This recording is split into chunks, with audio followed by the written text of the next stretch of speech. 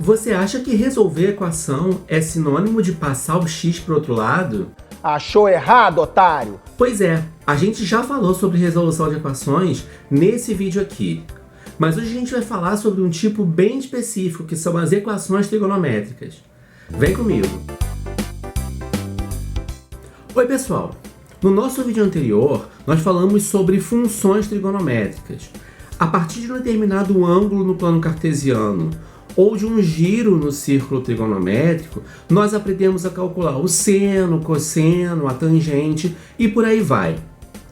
Mas se a gente tivesse agora o problema inverso, se eu quiser saber, por exemplo, qual é o ângulo que tem um seno igual a tanto, a gente pode resolver isso com a ajuda, por exemplo, da calculadora científica. Vamos a um exemplo. Se eu quiser saber qual é o valor de x que tem um cosseno igual a menos 0,3, vamos supor. Eu vou digitar aqui o 0,3, vou usar essa tecla para trocar de sinal, já que eu quero negativo, e vou aqui nas funções de trigonometria.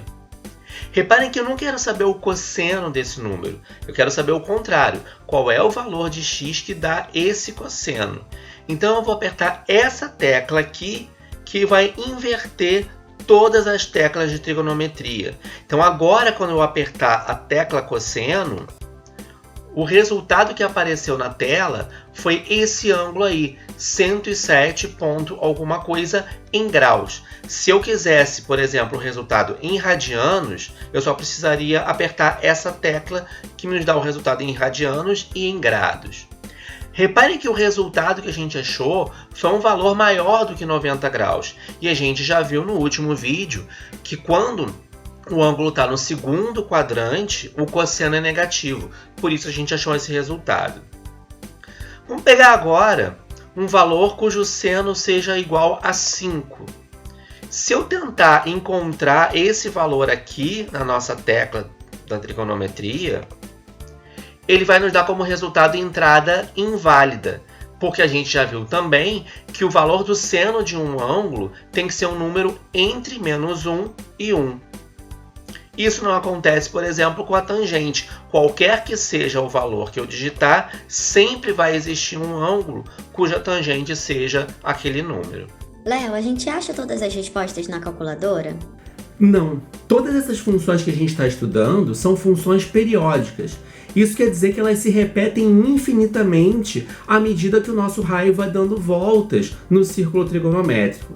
Então existem infinitas soluções, e é isso que a gente chama de uma equação trigonométrica. Tentar encontrar todos os valores de x que satisfazem, por exemplo, uma igualdade como essa.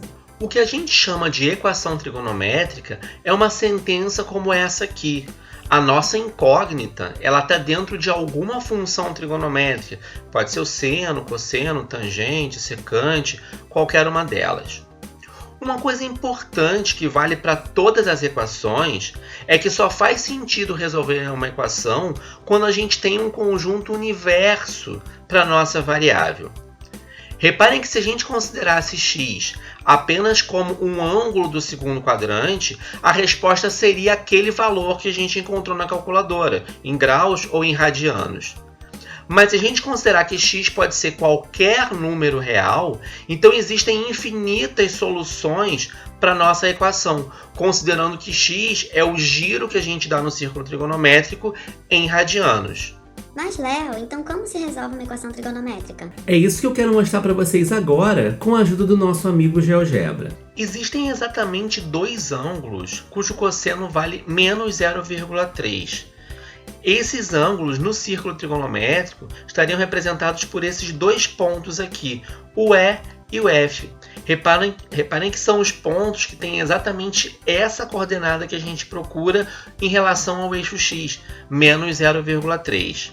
Um desses ângulos é o 107,46 e o outro ângulo está aqui no terceiro quadrante, é o 252,54. Esses valores são aproximados. Reparem que esses ângulos são replementares. A soma deles equivale a uma volta completa, equivale a 360 graus. Agora, olha que interessante. Se eu animasse esse ponto B apertando essa tecla play, Reparem que a cada vez que o ponto passa pelo ponto E ou pelo ponto F, a gente tem uma solução para a nossa equação trigonométrica. Se eu contasse desde o momento em que eu comecei a animação, eu poderia ir somando quantas voltas eu quisesse e a partir daí eu teria infinitas soluções para a nossa equação trigonométrica. Eu vou mostrar para vocês agora como é que a gente escreve essas soluções. Então, se eu estiver resolvendo a minha equação no conjunto universo dos reais, eu preciso considerar que x vai ser o giro que eu dou do raio em relação ao círculo. Portanto, ele tem que ser medido em radianos. Eu peguei aqueles dois resultados que o GeoGebra me mostrou em graus e já fiz a conversão para radianos.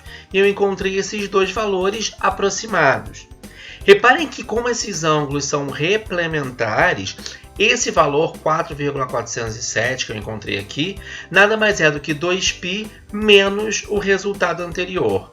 Como 2π equivale a uma volta completa, então eu posso representar esse valor aqui como sendo menos 1,875, se eu tirar uma volta desse valor.